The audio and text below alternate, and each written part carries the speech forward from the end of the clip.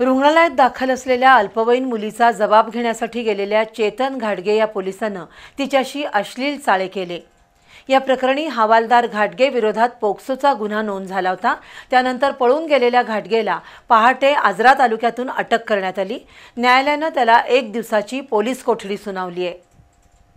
एका अल्पवयीन मुलीनं आपल्या हाताच्या नसा कापून घेतल्यामुळे तिला नागाळा पार्कमधील एका रुग्णालयात दाखल केलं होतं। या प्रकरणाचा तपास हवालदार चेतन घाटगे याच्याकडे होता।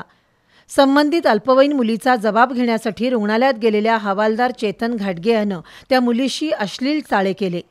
त्या विरोधात संबंधित मुलीनं तक्रार केल्यानंतर 2 एप्रिल रोजी चेतन घाटगे विरोधात पोक्सो अंतर्गत गुन्हा दाखल झाला होता।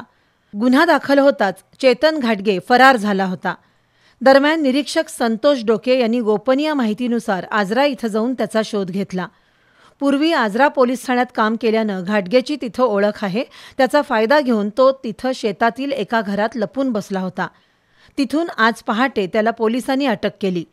न्यायालयानं त्याला 1 दिवसाची पोलीस कोठडी सुनावली आहे।